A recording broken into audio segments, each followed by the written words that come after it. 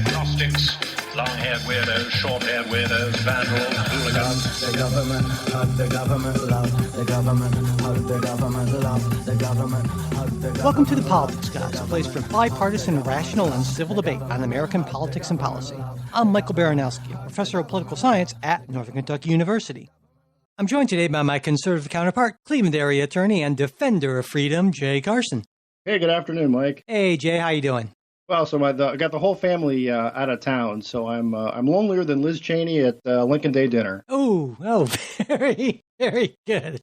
I like that. All right. Well, I'm happy I can be here to maybe make you feel a little bit less alone. And we got a lot to talk about today. As always, we're going to talk with, speaking of Liz Cheney, talk about those January 6th hearings, the death threat on Justice Kavanaugh and issues related to that, and more on guns, the Summit of the Americas, the baby formula shortage, something we haven't talked about. It's been going on for a while.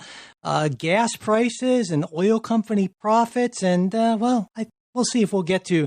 I keep on talking about our uniquely stupid last decade. One day, Jay, maybe it's today. I don't know. Anyway, we are going to get started with all of that in just a second. Well, we open with the prime time January 6th hearings, 2-hour made-for-TV event, if you will, and the first of 6 scheduled public hearings over the next few weeks.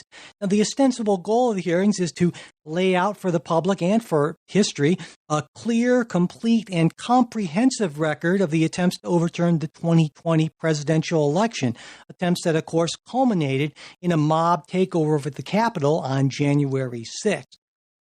Now, the 9-member panel is technically bipartisan, but 2 Republican members, aforementioned Liz Cheney and Adam Kinzinger, are, I'd say, seen by many in the Republican Party as something of turncoats for their participation in this. And the panel is headed by Democrat Benny Thompson, who last night said that January 6th was the culmination of a coup attempt and that democracy remains in danger.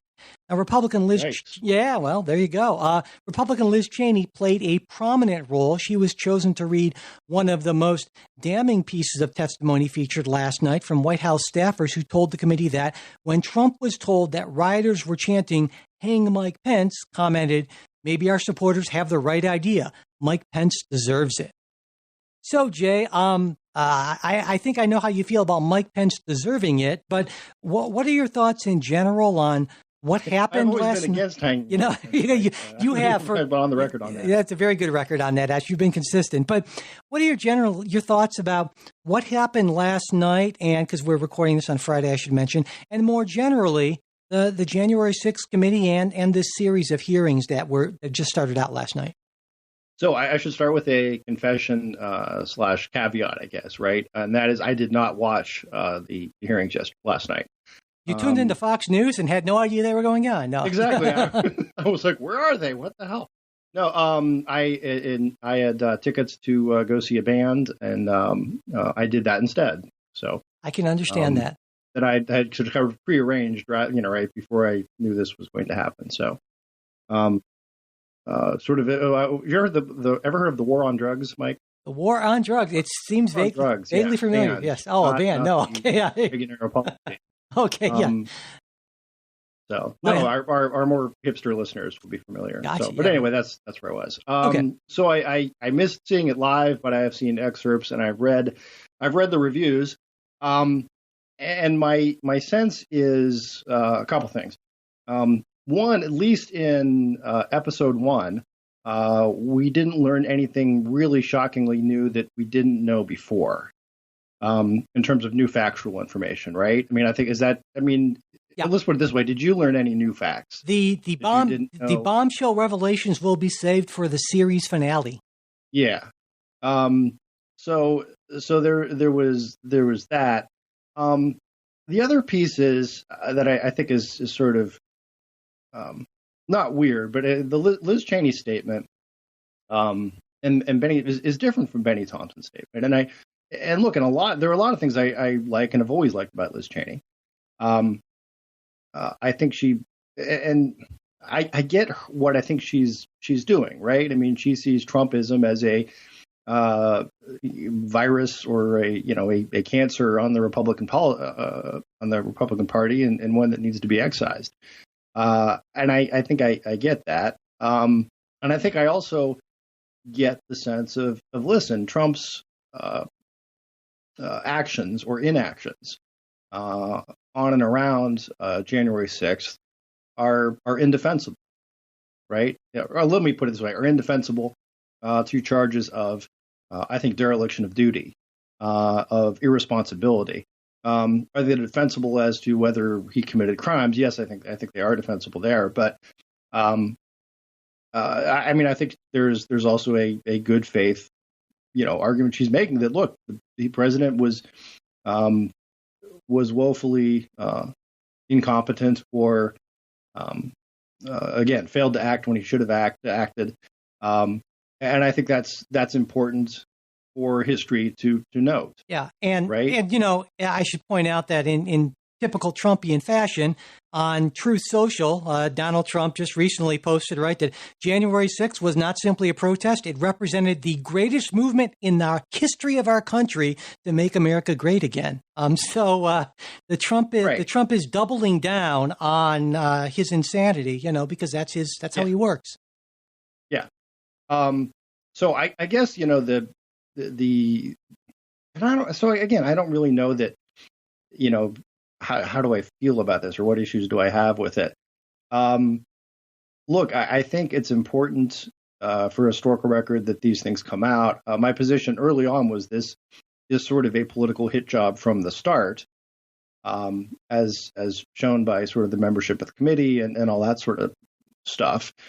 And I think the committee's decision or recommendation or verdict or whatever you want to call what finally comes out of this was made long before, even before the committee was even started. And that conclusion is that Donald Trump intentionally incited a riot in order to overthrow the government.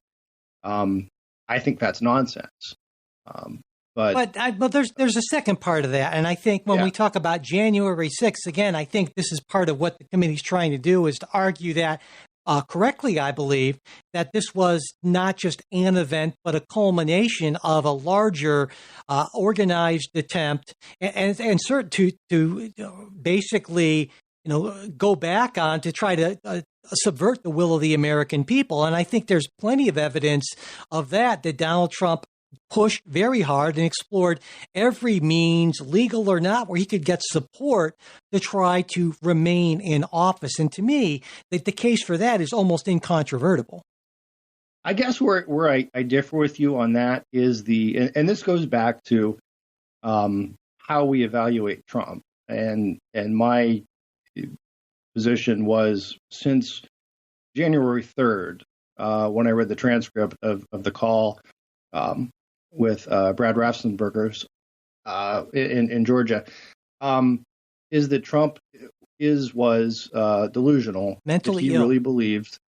Sort of, it was pretty funny. There was I don't know why this popped up in my Google feed, but it had something about Jason Alexander, his thoughts on the January 6th. Not a lie if you believe it, Jerry. Exactly. Yeah. Well, no, it was more just, this is so terribly important and all that. But yeah, it immediately brought to me the mind the Costanza defense, which I think is what Trump's is it's not a lie if you believe it. And I think he really does believe that he won the election, based on the syllogism that you and I discussed a while back, is I'm a winner. Winners win. If I didn't win, someone must have cheated. Right. Not me. And yeah. No, yeah. I think that's the premise that he's proceeding from. And I think that, he sees this, and some of his followers see this, not as hey, we are trying to subvert the will of the people. We're trying to rescue the will of the people from what was a corrupt election, and these folks who fixed this, and there was an actual huge Trump landslide and all that. Now, again, setting aside that it's all factually nonsense, right? And I think there was some pretty powerful statements from Ivanka Trump and from Bill Barr last night, we're saying no. Ivanka's dad said, "Yeah, she's just checked out. She doesn't know the real truth. Yeah. She hasn't talked to the right people." Yeah. Well, let me ask you this then. So, I mean, what's more worrisome to you? The fact that currently the front runner for the 2024 Republican nomination is either A, someone who consciously attempted to subvert the will of the people and overturn a legitimate election, or B, mentally ill. Those are your choices, right? At the way you frame those it. Are my choices. I think the fact is B. Is that more worrisome, would you say? I'm just curious. I mean, it's troubling. Yeah. No. Is it worrisome? Absolutely. And I, again, don't know. He's the front runner, I guess now, but I'm not sure that holds. Ron DeSantis is trying really hard to change that story. Well, yeah. I think no, but I think it's one of those. It's sort of a couple ways to look at this. Is in most presidential election off years, right? If you ask someone who's the front runner, sure. There is sort of the default to whatever is the most recognizable name. Yeah. No. Absolutely. And so. Yeah. No. That's a point well taken. So we'll know a lot more after the midterms and into 2023, really. So that's because I think there's a whole lot that will come out when Republicans start campaigning of hey, you can have Ron DeSantis who offers you a lot of the Trumpian type policies. The craziness without the insanity, So exactly, yeah, just crazy enough. Yeah. Because no, I mean my issues with Donald Trump have been, well, I shouldn't say all my only issues, but the post-election behavior. And also his general incompetence when he was in office. You always we regularly took issue with that, Scratch about that. Yeah. So he's crazy and incompetent, which is not the guy you want leading your ticket. Certainly, you, Jay Carson. I think that's a good place to be. Correct. Point, yeah. So one thing I think we both actually agree on is, well, I do believe that it's important for there to be kind of a clear, comprehensive, compelling narrative for, if nothing else, the sake of history. This is a horrible way to go about it. And on one level, I feel incredibly resentful. There's a historian, well-revered, respected historian, Daniel Boorstin, who wrote a book in 1962 called The Image. A bright and shining lie. That's another guy. But I think his name was Daniel too. But anyway, yeah. And he coined this term pseudo-event, which basically is for these created news events, which is exactly what this is. And I resent being these sort of very blatant, transparent attempts to manipulate me through creation of pseudo events. Yeah, that doesn't sit right with me.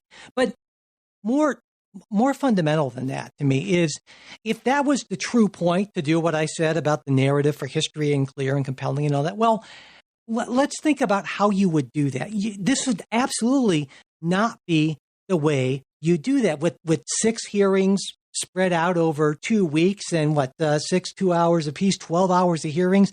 That doesn't accomplish that.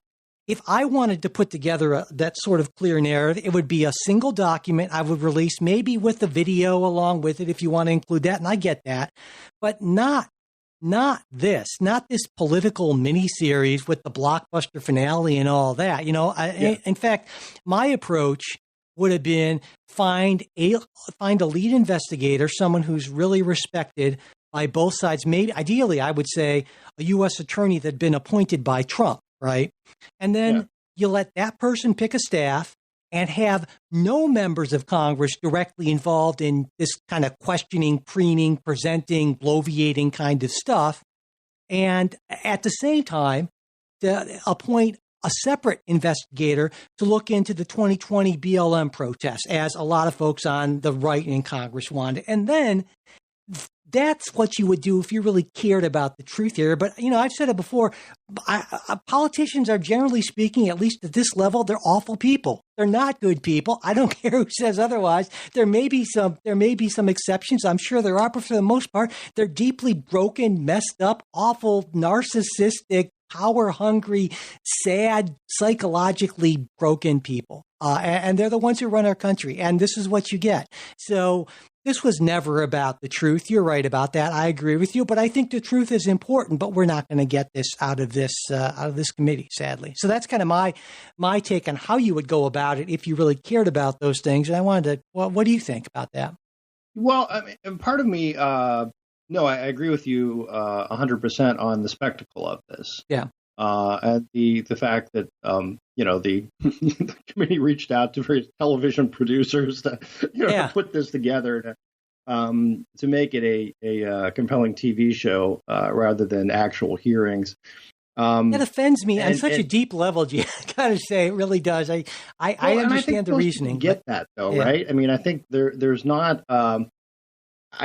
I don't think among the vast majority of viewers, if there are viewers, right, who would tune into this, would say, "Wow, this is shocking news," and it's not just a partisan infomercial. Yeah. And not that there's anything necessarily wrong with partisan infomercials, even.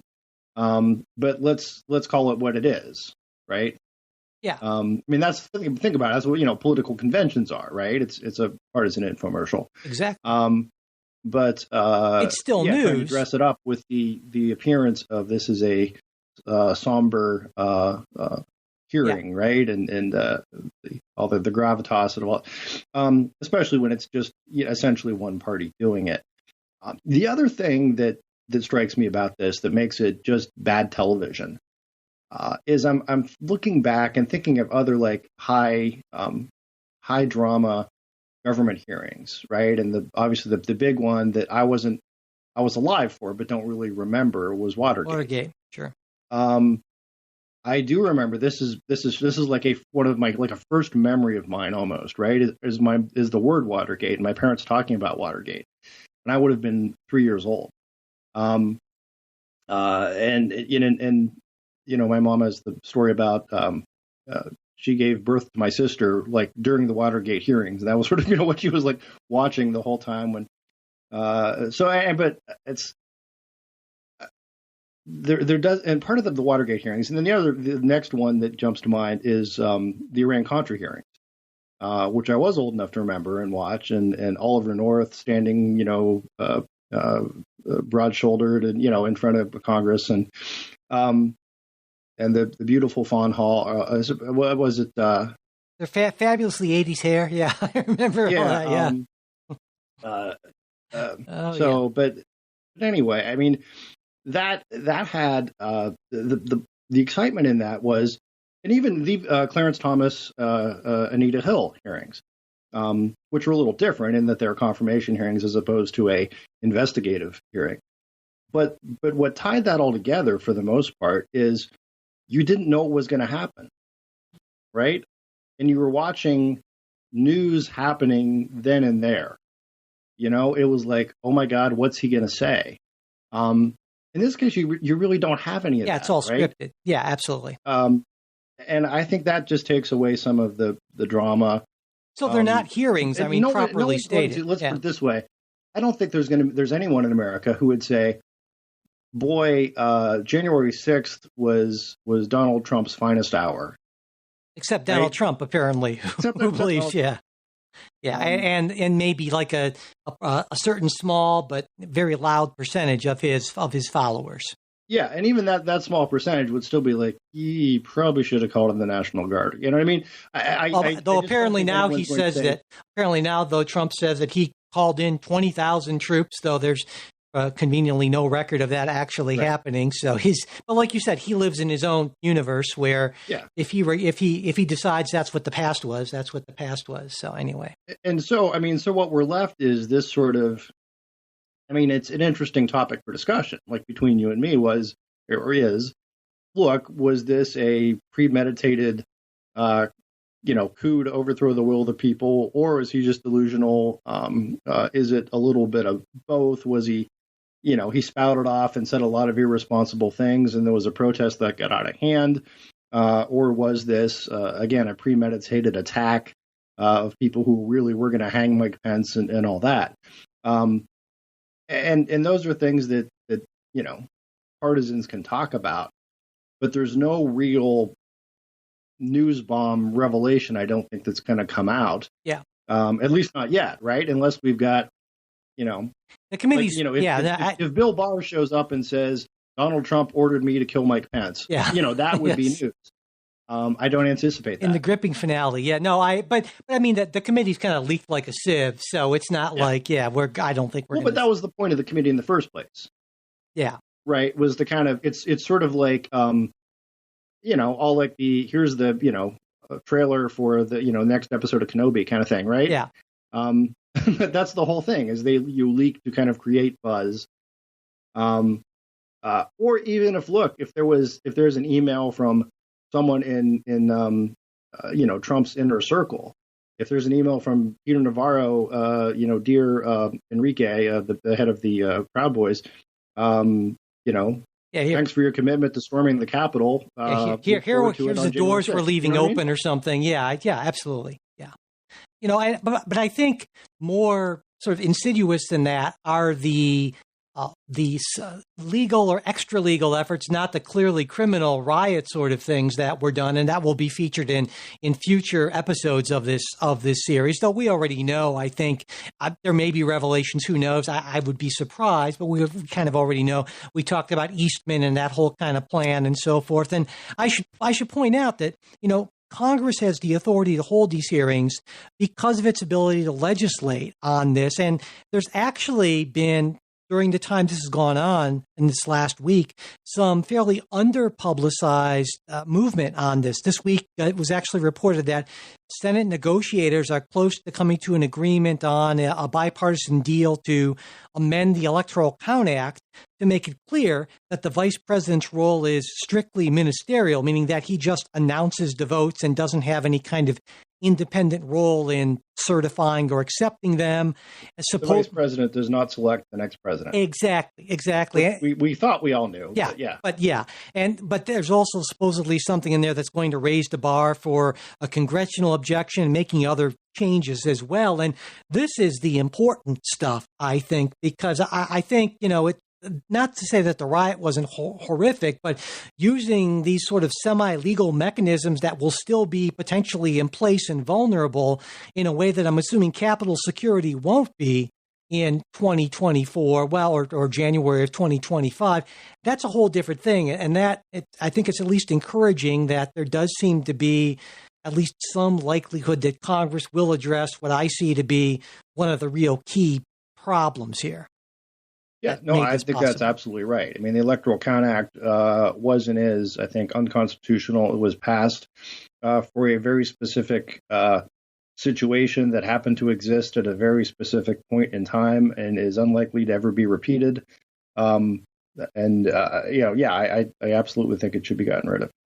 One other thing I wanted to talk about on this is earlier in the week, Fox got a lot of attention for deciding to not cover it, right? And I mean, they're in a way, I agree with them and I don't. I agree with them for all the reasons we talked about, for all the reasons why we're seeing less and less coverage of party conventions, because of course it is in a lot of ways what you call a partisan hit job. Yeah, no, I agree. I feel that Trump deserves to be hit for what he did, not literally. I'm not saying hang Donald Trump or anything, but still, there's a legitimate journalistic point. And if it hadn't come from the network that covered Donald Trump rallies live wall to wall, maybe that would have a little more, So, that Fox is full of it, but they're right at the same time, I think. At least that's my take on it. Well, and they this is my read on Fox piece is, one, I think they probably should have covered it. Again, just in terms of showing if they're going to be fair and balanced, right? If they're going to show their journalistic credentials, right? To be Say, fair listen, to be fair to them, Jay, they retired Fair and Balanced, that tagline, back in 2017, along with We Report, You Decide. And I think, oh, I didn't know that. I didn't either. I looked into it. How about that? Their most current tagline is standing up for what's right, as far as I can tell. Oh. So, Right, well, at least they're admitting what they are, and hey, right. there's something to be said for that. We Report, You Decide. I mean, that's more of my mindset. And I would rather them have done it just for, again, their own integrity as a news operation, that to say, hey, look, we are not just the Donald Trump press shop. But they are. Now they did have Brett Baer cover it on Fox Business. Right. And the other piece of this, I think it's really a business decision by Fox that yes, if you look at they have very highly rated programs in that primetime Thursday slot, viewed by people who would be pretty strong Trump partisans, and it would probably turn off a lot of that viewer base. Yeah, absolutely. It would cost them ratings. It would cost them viewers. So I think they made the call of all right, but if you're sort of a serious-minded person, or at least, I shouldn't say serious-minded. That's giving people who watch this too much of a compliment. But we're going to have it on Fox Business. If you just like the other, you tune in for your usual Hannity and Tucker Carlson, all that. But yeah, they're in the business of giving their audience what it wants. They know what that audience wants, and it's not 2 hours of people haranguing Donald Trump. Yeah. So there you go. It's a smart business decision by Fox, and I don't blame them for that. But their argument about it's partisan. Look, if you're going to call yourself a news organization, just put it in quotes. Yeah, whatever. Fox News. You can say this hearing is a farce, but you can still cover it because it's happening, right? The fact that it's happening is news. Yes. Regardless of its farcicality. Yes. I mean, I think you're right. If Fox News were a serious news organization anymore, they would. And I would say the Fox News of even 5 or 6 years ago would have covered it. Absolutely. But the Fox News of the Trump era is a very different sort of thing. And it's morphed into, like I said, news, so there you go. But they know their audience. All right. Anything else on the hearings before we move on? Not really, but I guess we'll stay tuned. And when's episode 2? I'll make sure I don't have anything else going on there. I know that there are, like I said, a 5 more scheduled, but I'm not sure on the day. I am sure we will get plenty of advance warning on that, though. And if anything merits discussion, then we will certainly bring it up. So let's move on to talk about some very, I'd say, disturbing news this week. On Wednesday of this week, 26-year-old Nicholas John Roski was arrested outside the home of Supreme Court Justice Brett Kavanaugh. And when he was arrested, Roski had with him a number of things: a Glock 17 with a couple of magazines, pepper spray, a tactical knife, a hammer, a screwdriver, a crowbar, zip ties, and of course, duct tape, because, you need that in your bag. Anyway, according to the Washington Post and other sources, he was upset over the leaked Supreme Court opinion that would overturn Roe versus Wade, and he planned to kill Justice Kavanaugh and then himself in an attempt that he felt would maybe give his life purpose. And the would-be murderer is said to have found Justice Kavanaugh's address online, and home addresses of the Republican-appointed justices were actually posted online by a pro-abortion group called Ruth Sent Us after the draft opinion leaked.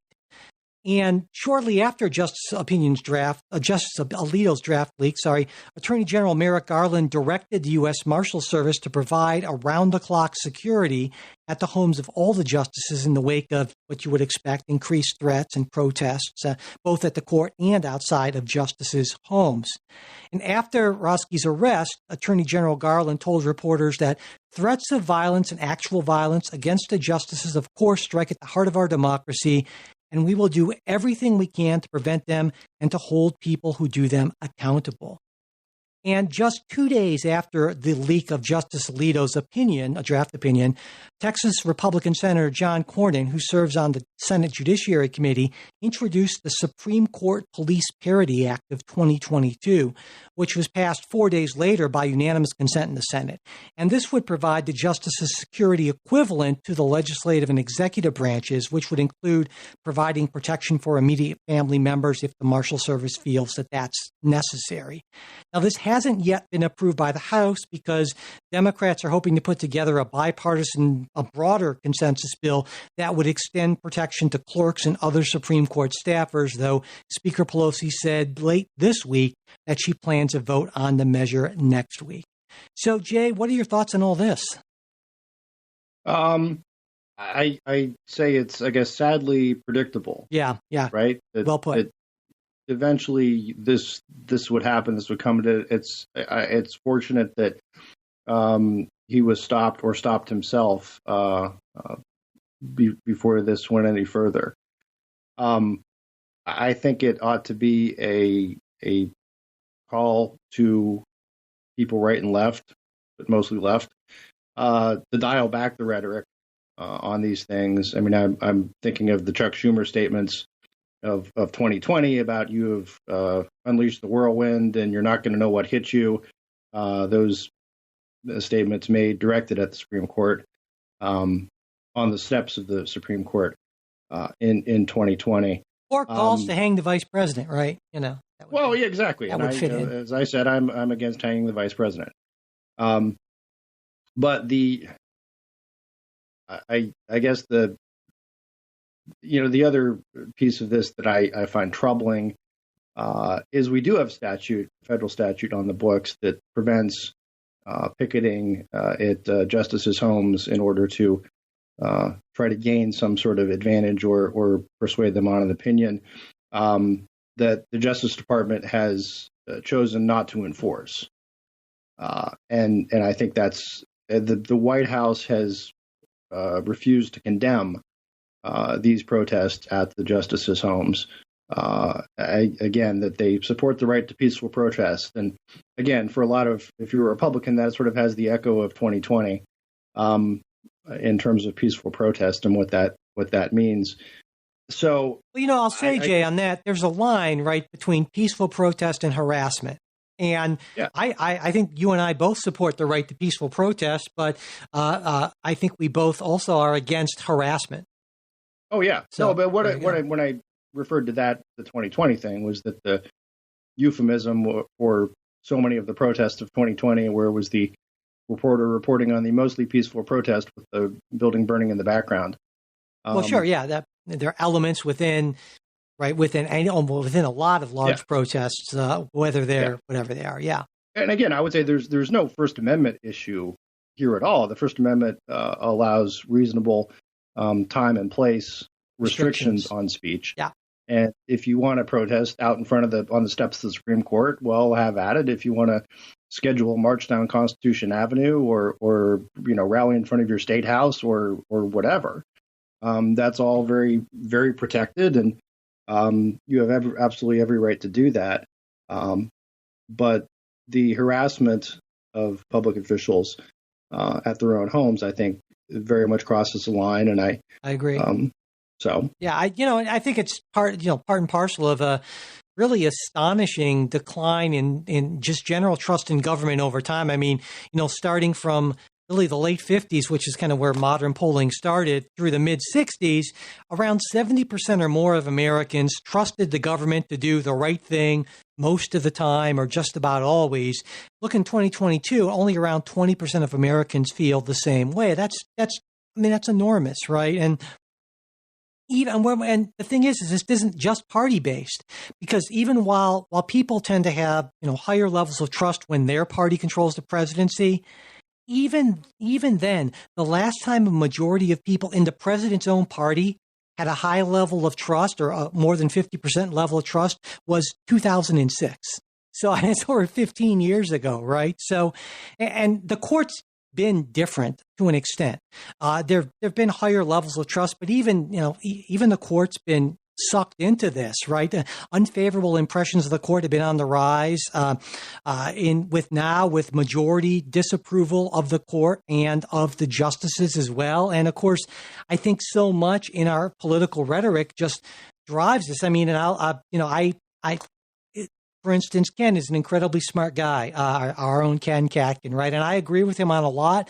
But one thing I just very strongly disagree with him on is when he calls the justices corrupt. I feel that's wrong, and that's kind of builds into this sort of mood that we get, this sort of feeling that we get, and we see more and more of this sort of thing. So that's kind of my take on that. Yeah, no, you're absolutely correct on that, and that there are plenty of Supreme Court decisions that I wouldn't even say plenty, but there are certainly Supreme Court decisions that you can look at and say, look, I think the court got this wrong. And that's something completely different from the court is corrupt and a partisan actor. Well, I think those are two different things, and let me explain. Yeah, that's what I'm saying. There's completely different. Views. The one is you can say, listen, I still respect this as it's a Supreme Court precedent. It's the law. I might not agree with it, but it is still a legitimate. It's still legitimately the law of the land. Yeah, I see what you're saying. I guess the distinction I would make is between corruption and partisanship. I don't believe that the court is corrupt in any meaning of the term that I take. Right, we're not getting paid off. Right, but I do believe that the court is much more partisan and filled with partisan actors. And I would expect it would be weird to me if it weren't, because of course the court is a reflection of the political environment in which justices are nominated. And so if you're a very partisan president in a partisan environment, what sort of justice or what sort of judge are you going to want to nominate to be on the Supreme Court? Well, someone who's more of an ideologue. That just makes sense. I mean, so I don't blame the justices, for like choosing to be whatever partisan. That's the pool that we're drawing from more now. And so, I mean, for instance, if you take a look at the history of Supreme Court confirmations, right? The last I would say unequivocally, I can speak, bipartisan Senate vote on a Supreme Court nominee was John Roberts. And this was 78-22, which now for the time that wasn't unusual, but we haven't seen much like that since. And when you think about John Roberts and how he's ruled and the sort of person he is, he's pissed off a lot of people on both sides. I mean, he very much is an institutionalist. I think he's very much a conservative, certainly, but he's not driven primarily by ideology. And because of that, he's made some decisions, he's ruled in some ways that have upset a lot of ideologues on the right. And again, I disagree with Roberts on a lot, but I respect him in a way that I don't respect some of the other justices simply because I think they were chosen for different reasons. And I think their confirmation votes reflect that. Well, I'd also point out, I think there's a difference between ideology and partisanship. Yeah. There's often an overlap, and the two often go hand in hand. But it's not necessarily the same thing. And my concern about partisanship on the court would be the president picks up the phone, Donald Trump, and, whatever, calls whatever justice and says, hey, we got this, right? It's that sort of corrupt political influence. That is what I would consider both corrupt and partisan. Yeah. That would be corrupt. Yeah. So that's but look, when this is all the more important because that's such an important issue. That you don't have sort of a boy who cried wolf type situation. You know what I mean? That so when you have actual corruption, when there is something really, really corrupt going on, people take it seriously and don't just view it as, oh, that's just background noise. That's what they always say. Right. So I think that's the other thing is you have to be very careful in throwing around those terms because it does damage to the court as a whole. And also lessens the shock or the what ought to be done when there is real corruption. Yeah. No, I'm not saying there's any real corrupt. Well, we'll put it this way: there is sort of a blatant breach of ethics in whoever leaked the opinion. Yeah. I think that's a little different than corruption. Yes. And that corruption tends to imply, I don't know, maybe more self-serving, more. Yeah. No, absolutely. Yeah. I mean, accepting something of value in exchange for a service that you're not. Yeah. But it's sort of abandoning your duty, right? Your ethical duty. So I guess it's kind of. Well, even then, I mean, I would argue that the idea is usually that there's something else that you're getting out of it. Yeah, exactly. Maybe they're just getting out of it what we have right now of now we've put pressure on these justices, and maybe either we make it somebody actually changes their vote, or we make it a campaign issue enough that we can energize Democrats enough to stave off a red wave. Yeah. So to me, this goes back to, I mean, I talk a lot about how processes, procedures, institutions shape results. And I think that happens to a lot of people, in the background. But this to me is in part, at least I would argue, the result of eliminating the filibuster for judges and then, Supreme Court justices. Just for folks who don't know the history, right? Senate Democrats eliminated the filibuster for lower court judges in 2013. Then Senate Republicans did so for Supreme Court nominations in 2017. When you think about it, I mean, the last time a Supreme Court nominee got 60 votes or more was 2010. Kagan got 64. The year before that, Sotomayor got 68. And, I think that matters because presidents are going to understandably want to nominate the most ideological, consistent with them person they can who can get through the Senate. And you lower that barrier, and that's going to make it easier. Yeah. And you're going to get a more polarized court. So I would love, I know the Senate's not going to go back to denuclearization. Yeah, it's just not going to happen, right? But I got to say, in my not perfect world, but better world, I'd love a constitutional amendment that required 3/5 of the Senate to confirm, and along with that, if we're amending the Constitution, to require that all nominees receive a floor vote in the Senate within, say, 3 months of nomination. I think that'd be fair. 3 months doesn't seem reasonable. And while we're doing it, I throw in a term limit, maybe 20 years. Or maybe, there's also this thing called Rule of 80. You might be familiar with this, right? That's the problem with constitutional amendments, Mike. Once you get started, it's hard to stop, isn't it? Well, but that's not necessarily a bad thing. I mean, certainly I think the framers thought that there would be much more of that. We haven't had a whole lot of that. So I think we have, my feeling on this. I think we have a horrifically sclerotic constitutional system that's designed very well for the problems and issues of the 18th century, but not so much for the 21st century. But and I know you're not a fan of term limits, certainly, or a Rule of 80 or anything like that. No, I'm not, for a variety of reasons. Yeah.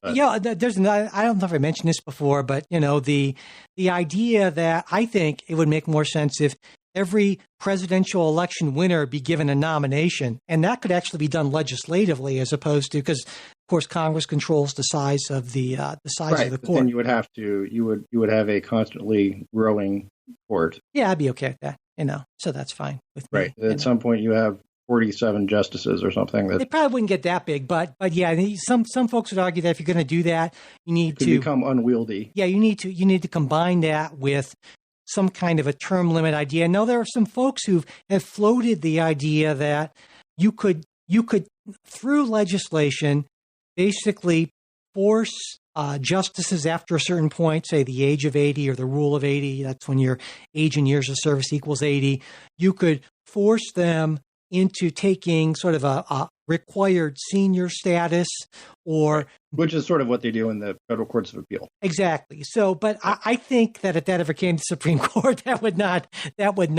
fly exactly. So that's well. And when you start putting, I guess, those sorts of requirements in, is it proper to still call it a Supreme Court? If you follow me. Explain. No, I'm not sure I do. Well, I mean, it's sort of the we are the Supreme Court, except, well, here's the got to follow these rules and these rules and these rules.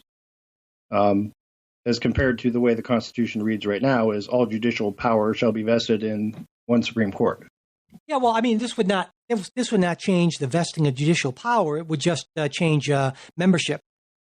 And the court, and certainly Congress has had the right to change, the size of the court, and in fact to create any inferior courts that it wants to create, right? Because only the Supreme Court's mentioned in the Constitution. Yeah, but I would say, okay, so I think there's a difference, though, in changing the size of the court and removing a sitting justice. Yeah, I think you're right. Right? It would be kind of interesting, though, if to deal with the court size issue, you gave the winner of the presidential election the right to basically fire one member of the court and then appoint someone in their place. Right. Well, I mean, that's talk about reality TV. What my argument would be, right? If you have a legislative, let's say you've got a close issue, you've got a 5-4 court, or a 17-18 court, or under whatever system you've got. And you're looking at one vote, and you've got one justice who just turned 79. Big cases coming down the pike. What if Congress says, you know what? We think rule of 80 really should be rule of 79. Yeah. Well, I mean, all in favor? At that point, is it still a Supreme Court, is what I'm saying. Well, of course, and I should point out that Congress, under the Constitution, could, in fact, pass legislation that would remove jurisdiction for the Supreme Court, say, to hear these abortion cases. Correct. Now, that'd be a pretty radical thing to do. You could argue over that. I think, the Congress can obviously set the court's jurisdiction. The appellate jurisdiction, I don't know that the Congress could remove the court's jurisdiction over constitutional issues. I think that's a tougher. Right? I believe it could, because I think the only cases that Congress cannot legislate away from the Supreme Court are cases that fall within the court's original jurisdiction. And of course, as you know, that's a vanishingly small percentage. Like states suing states. Exactly, that kind of stuff, some international stuff. So, but yeah, and now that would not actually ever happen, right? Because politically that would be a bridge way, way, way too far, but it does in fact exist in the Constitution. So. Yeah. But, another thing we don't really talk about this a lot, and a lot of people I don't think are aware of this, is what I call the slow walking of lower court nominations. I'm sure aware of this. I'm familiar with it. Yep. I mean, if we go back to the 80s, for instance, circuit court judges were typically confirmed in under 2 months, and district court judges took even less than that. And nowadays, it's like well over 3 months on average for appeals court judges, and over 8 months for district court nominees. And that, to me, is I just think that's just crazy. And of course, we know why it happens, because there are a lot of mechanisms by which the party that wants to slow down the changing of the judiciary is able to do things like holds and other various procedures to make that not happen. And I would like to see a return to those glory days of the Reagan years when, hey, a judge was appointed and a judge was nominated, and damn it, there was a vote on that judge. Yeah. So I think you wouldn't want an amendment on that, but you would certainly. I mean, the Senate could certainly. Right. No, and there would be no reason for that to amend the Constitution to do that. It's just a matter of changing a lot of the internal Senate rules. Yeah. And that would not necessarily allow for these slowdowns. Yeah, I think it's just ridiculous that it can take over 200 days to confirm a district court judge. That's just nuts. I think you would agree. Yes. Yeah. Yes. So, but it's not like that's going to change anytime soon. I can't imagine. You don't expect it to change anytime soon, do you? No, I don't. There have been. If you remember back in the early 2000s, there was what was called the Gang of 14. Anytime you get together a group and call them the gang of something, it's just not going to go well. Politicians desperately want to seem cool, and so it's like yeah. Well, there was the Gang of Four that ruled China for a while in the 70s, and they were sort of horrible, terrible, brutal people who killed thousands, if not millions. But that's another story. Gang of 14 wasn't that bad. But they were ineffective. And the idea was that here was a group of bipartisan senators who were going to say, okay, listen, for judges who are not controversial, we'll sort of give them the fast pass and move forward. what happened was, in terms of controversial, definitions differed. Right. And I think, my argument would be that it turned out that if you were appointed by a Republican president, well, that was a source of controversy for some people. So that whole thing sort of fell apart, and that's how we ended up with nuclear options and so forth. Yeah. Yeah. Senators love their prerogatives to stop things from happening, certainly. And in some instances, maybe that's a good thing. But here, I would argue that it's not necessarily such a great thing. But well, getting back to the Justice Kavanaugh attack, I guess, what are your thoughts in terms of I'm glad. Do we need to dial back some of the rhetoric on this? And isn't this, again, to me, this is a very foreseeable outcome of the leak? Yeah, I'm glad that after the leak, Attorney General Garland took what I believe the wise step of increasing the security through the Marshal Service, and I believe that that's in fact at least one of the factors behind this lunatic getting caught before he could do any harm to Justice Kavanaugh. So, but I agree that it would be great if we could all, not hate each other as intensely. I don't see that happening. But yeah, sure, that would be awesome. I think all decent people are repulsed at this sort of action, right? But there are plenty of people who aren't decent, and they find plenty of support from other people who aren't decent, both on the right and the left, in little corners of the internet, and that just revs them up to do horrific things like this, or try to do them. Yeah.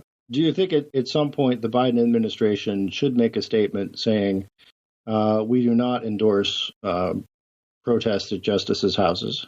If I were the president, I would say that while I support peaceful protest, I believe that protesting in front of justices' houses is not a form of legitimate political protest, but is harassment and intimidation, and I do not support that. And yeah, I would have no problems. All right. I would have no problems directing the Justice Department, the Marshal Service, anyone else involved to very strictly enforce. As you mentioned, there's a statute against picketing in front of justice. I would have no problem enforcing that. And if someone told me I was not a fan of free speech, I would suggest that they don't know what the hell they're talking about. Yeah, well, there you go. So clearly, I should be president. More than Joe Biden, at least. I don't know. You'd probably vote for me over Joe Biden. I'd definitely vote for you over Joe Biden. There's something. I got one in my. It's going to be wide open in 2024. So there you go. Yeah. You probably vote for me over, Kamala Harris. So right there. Well, I'd assume I'd get some sort of plum, cabinet or administrative position. You'd be Attorney General. Of course you would. Not that would be corrupt. Yeah. Anyway, speaking of corruption. All right. Hey, if you're a Politics Guys supporter, we have a lot more for you. We're going to talk about some gun stuff, to some of the Americas, the baby formula shortage, gas prices, and oil company profits, and if there's a problem with that, and a bunch of that stuff. So we're going to get to that in just a second. If you're not a supporter, you can become one. Go to patreon.com/politicsguys. You can also support us through Venmo or at Politics Guys, as well as through PayPal, and you can find support links in the show notes and at politicsguys.com/support. And if you'd like to get the full show, but you're just not in a space where you can financially support us right now, no problem. Just send me an email, mike@politicsguys.com, and I will take care of that for you, no problem. And whether you're a supporter or not, it really does help us out if you subscribe, rate the show, leave a review on the podcast app you're listening to it on, and share episodes on social media. Thank you so much.